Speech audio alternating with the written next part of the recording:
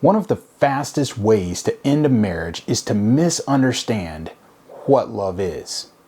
Have you ever tried to define love? It sounds easy until you actually try. If we can't define love, how can we live it out in a marriage? How in the world can we be married and not know what it means to love? Well, I'm about to answer the question, what is love? For many, the first time they understand true love is when they hold their firstborn child in their arms. When we hold our new child, we think something like, I would die for this child.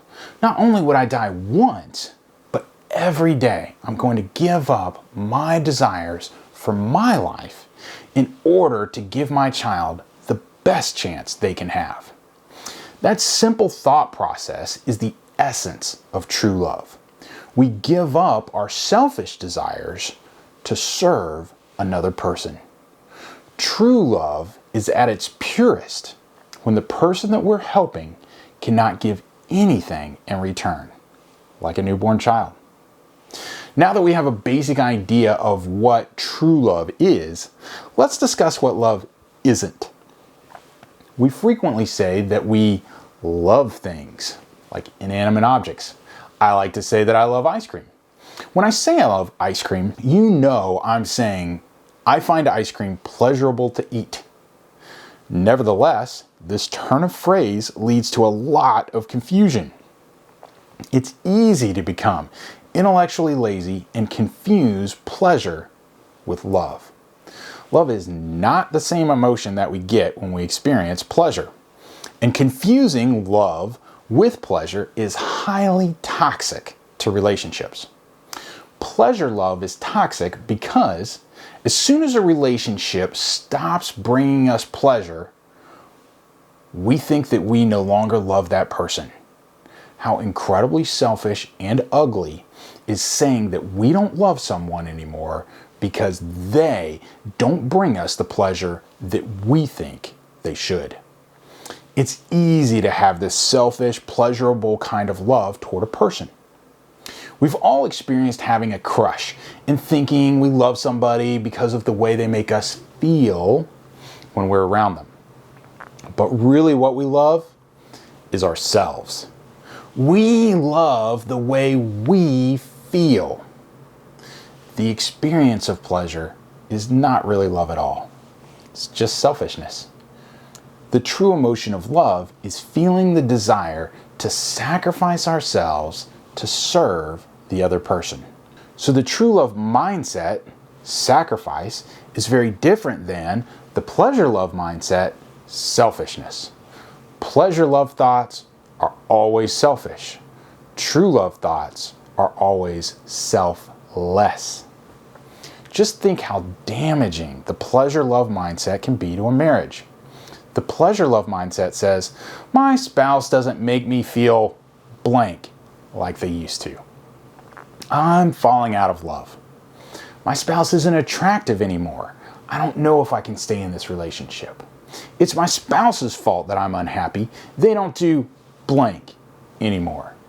I could keep going, but I think that you get the picture. The relationship depending on pleasure love will fail as soon as someone isn't being pleasured anymore. Just think how scary the pleasure love mindset must be. For people depending on pleasure love, their happiness in marriage depends on something that is entirely out of their control, the behavior of their spouse. Contrast the pleasure love mindset with the true love or sacrificial love mindset.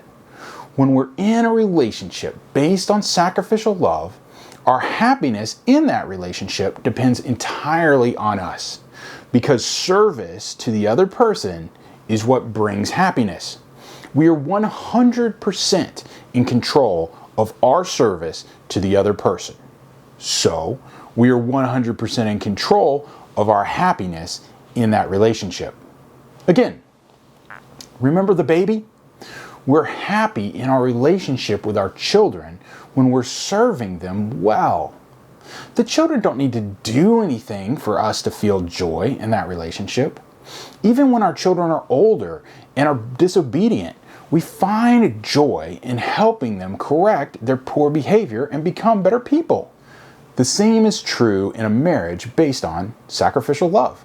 We control our own happiness when we serve others. We find joy in making our spouse's life better. Do you see how our happiness in a sacrificial love marriage is entirely within our own control? And bonus, sometimes our spouse will do something we find pleasurable. But we don't have to wait around for our spouse to pleasure us because we can find happiness in serving them. Hopefully, you chose your spouse because you believed that making sacrifices for them was a good idea, and you were excited to invest your life into your spouse. If you didn't choose your spouse for those reasons, that's okay.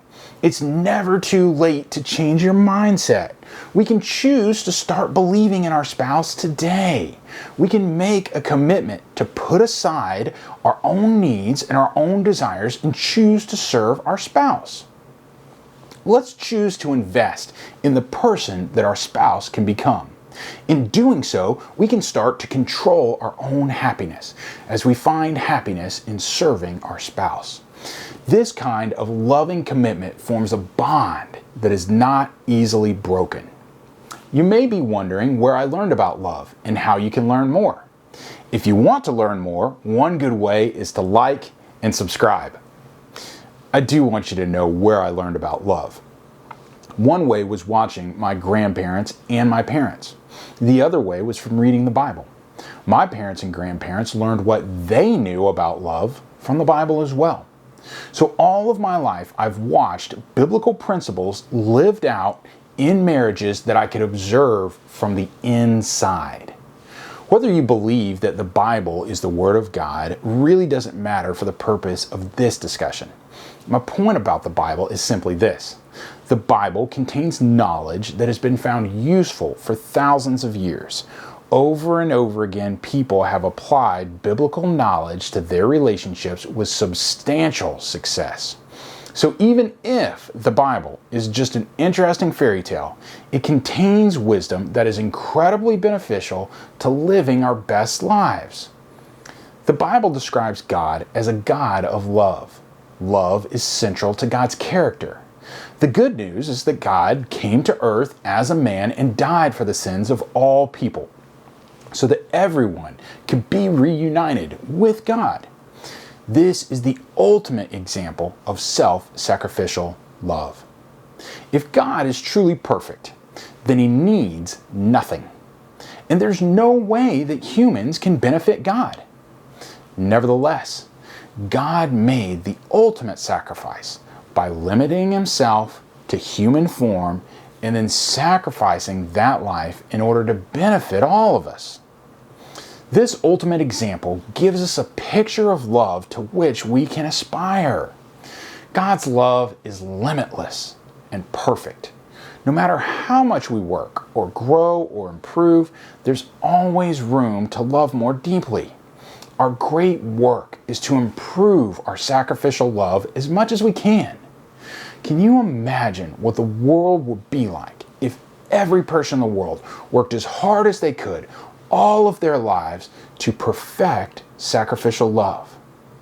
Can you imagine what your marriage would be like if you worked all of your life to perfect sacrificial love?